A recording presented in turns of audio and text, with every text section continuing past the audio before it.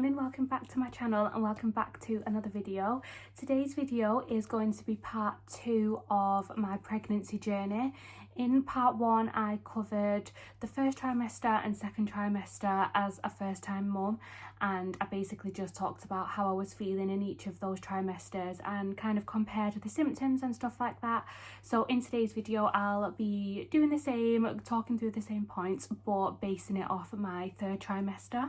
So the first point that I'll touch on are the symptoms that I've been getting in this trimester.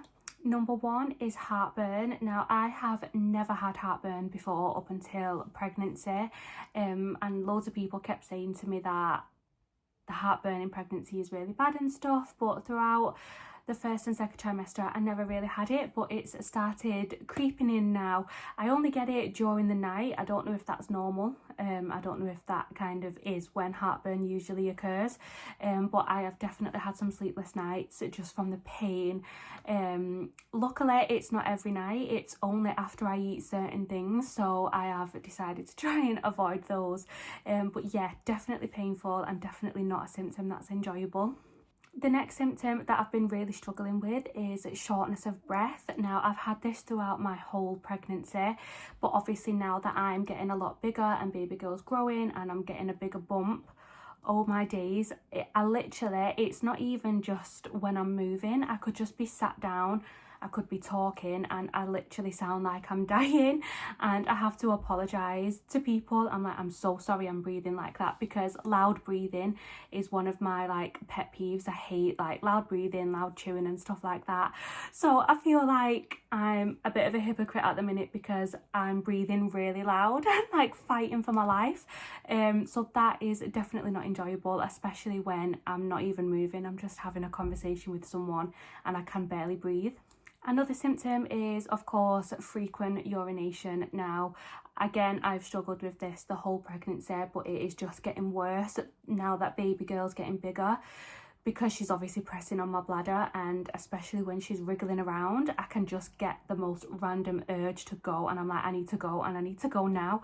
And it's quite annoying really, because I can literally go to the toilet, 5 minutes later I need to go and have a wee again, and my boyfriend is always like, are you seriously going to the toilet again? And I'm like, I cannot help it. Especially at night time, I need to make sure my bladder is completely empty before getting in bed. So I'm up and out of bed at least 4 or 5 times before I can actually go to sleep. The next symptom is leg cramp, specifically in my calves. I've read this loads that it's a really common symptom of pregnancy, and I don't know the science behind it. I'm not too sure what causes the cramp in pregnancy. But during the night, when I stretch, it's always when I stretch, I get when you're starting to get cramp and you can feel it coming on in your muscle, and you have to really quickly change position to make sure that you don't actually get the cramp. That happens about 4 or 5 times a night. I'm always waking up in the middle of the night startled, trying to change positions and relieve the cramp from my calf. So that's another one that's really not been enjoyable. Next up is hip pain. Now, I've had this throughout all trimesters, however, it has eased off quite a bit in the third trimester, which I thought it would be the opposite. I thought it would get worse in the third trimester, obviously as baby gets bigger, but I think it is because I have been really good with doing my pregnancy stretches, making sure I'm doing them as many days as possible, really just focusing on hip and pelvic mobility and stuff like that. I have got a video on my channel where I talk through and show the pregnancy stretches that I have been doing throughout pregnancy, so if you want to watch that I will link it to this video. But yeah, still got a little bit of hip stiffness of course, but it has definitely eased off from the other trimesters. Another one is trouble sleeping. Now if you're pregnant or you've been pregnant before, you will know how hard it is to get a good night's sleep in the third trimester. I just cannot get comfy because my bump's so big, and I feel like the hip stiffness is more prominent at night. I don't know if it's just because of the position that I'm in. If I'm lying on my side, it hurts my hips and stuff like that. So it's really hard to actually get into a comfortable position in order to be able to sleep. and then it's obviously waking up in the night with heartburn or to go to the toilet and things, and it's like once I'm awake again it's hard to get back into a comfy position to fall back to sleep. So I have definitely been absolutely knackered throughout this trimester because sleep quality is just not good whatsoever. And then the last symptom I think that I have been struggling with, and it's probably one of the worst ones, are constant headaches. The midwives that I have been seeing at my appointments have been keeping a bit of a closer eye on me because of these headaches. If you don't know, headaches can be a symptom of preeclampsia, and if you don't know what that is, it's basically a blood pressure issue, I believe, and it can affect the function of the placenta. So it's really important that if you do develop preeclampsia in any pregnancies, that they catch on to it quickly. In my midwife appointments, they of course do my blood pressure every time I go, and it has been creeping up, so that's why they were a little bit worried about the blood pressure creeping up and the headaches.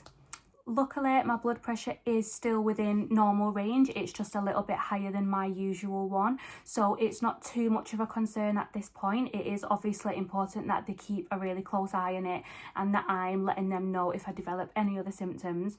But because it's still within normal range, it's not come out of that like too high kind of range.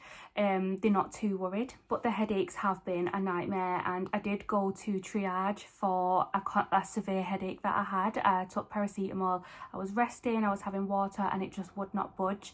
And they said if headaches are persistent and they don't go with water and paracetamol, to ring triage straight away. So we went in and baby was on the monitor for a couple of hours just making sure that everything was okay, and luckily it was. They did my blood pressure again, it was a little bit higher, but again still within the normal range, so they were happy for me to go home.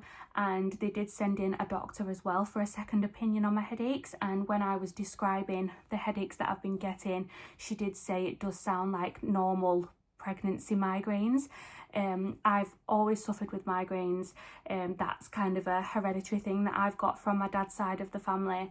My mum really suffered with migraines in all of her pregnancies and stuff, so I do think it is just hormonal migraines, which is really annoying because they are quite persistent, and it's one of them where I probably have a headache every single day. I don't know how normal that is, but they've been checking my urine, there's no protein in my urine or anything like that, and I've had no other symptoms, so it's just a case of keeping an eye on them, always ringing if I have one that's persistent.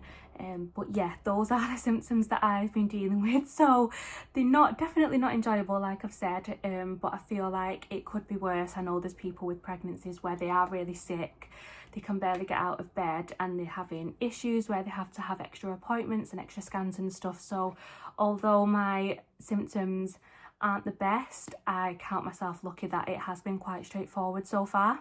Next up, I'm just going to quickly touch on the energy levels in the third trimester. The third trimester has been really difficult with fatigue for me.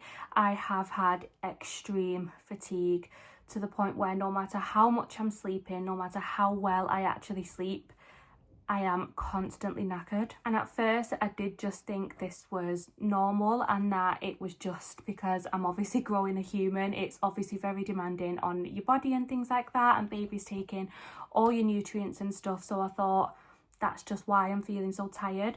But I did have my bloods done and I have quite low iron, so that is of course why I've been feeling extra fatigued. So I was given a prescription of some iron supplements to take. I've been taking them on an empty stomach with a glass of orange juice because vitamin C boosts absorption.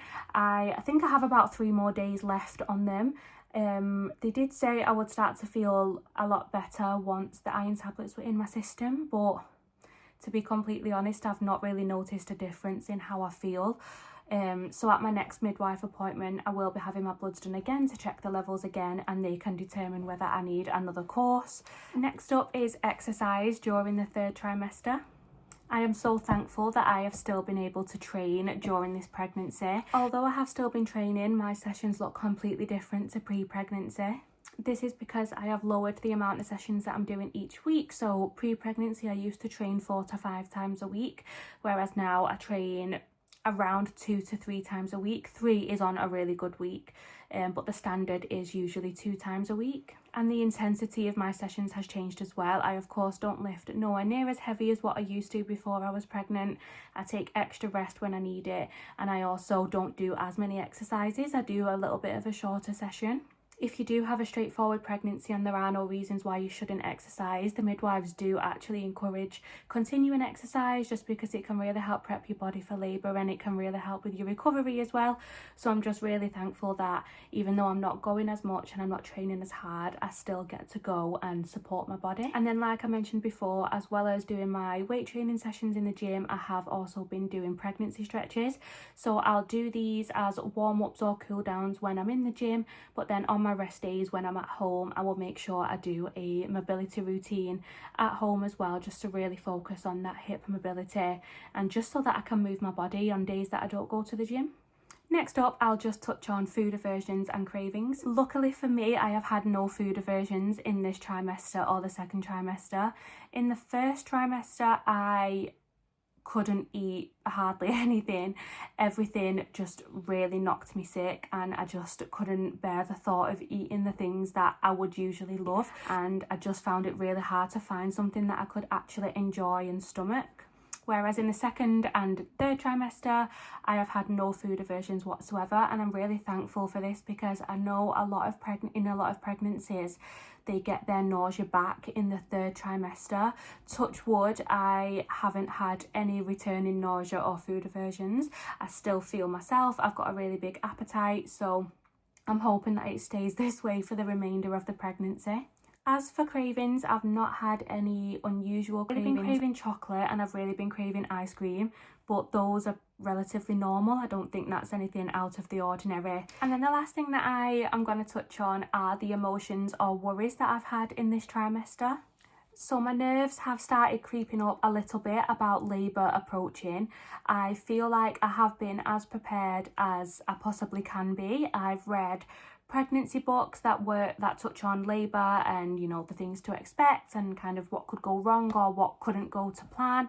I have done antenatal classes as well, where a midwife talks through the stages of labour, you know, unplanned things like a C-section, induction, assisted birth and stuff like that. So I do feel like I have enough knowledge and I have an idea of what can happen on the day.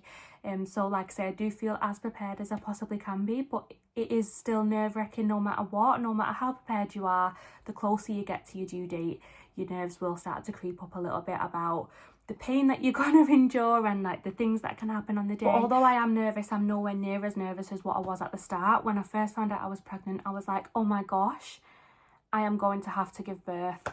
And now it's just kind of second nature to me. I'm like, yeah, I'm a little bit nervous, but she's got to come out one way or another. So it's just trying to not let my nerves get the better of me and not let it stress me out, because that will just make labour 10 times worse. So yeah, I'm just trying to stay calm, stay zen, be as prepared as possible, focusing on breathing techniques and, you know, doing things to help prep my body for labour as well.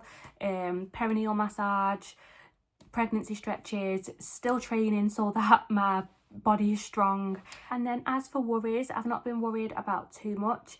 I have obviously been slightly worried about my headaches and the increase in blood pressure that I've had, because it's quite scary to think that those are 2 symptoms of preeclampsia. But other than that, the only thing that I've been a little bit worried about are unplanned things that can happen when I'm giving birth or when I'm in labour. So for me personally, I really want a natural birth as much as possible, or as natural as it can be. So I really want a vaginal birth. I don't want to be induced. I really don't want a C-section, and I really don't want an assisted birth. Now obviously, if any of those things are required for the safety of me or my baby, then of course I will be happy to have them. But I am really hoping that it doesn't get to that point. I know there's nothing wrong with having those things. Obviously, those are ways to give birth, and sometimes it is for the safety of the baby or the mum. So I completely understand. But I would really like to try and have a natural vaginal birth first. So I am slightly worried about things that can happen on the day, you know, like had an emergency C-section where you kind of rushed into it and you've not really got time to mentally prepare for it and things like that. But I do also think whatever is safest to get my baby girl here, that's what we'll go with. So that's pretty much all I've been worried about recently. But that is everything for the 3rd trimester. I only have about 6 weeks left. Now, when this video actually goes up, baby girl will probably be here. Well, I'm hoping that she'll be here because the date that I'm scheduling this for is about 2 weeks after my due date. So I'm really hoping that she's here by then. But yeah, that is everything for the 3rd trimester. But as always, thank you so much for watching and I'll see you in the next video.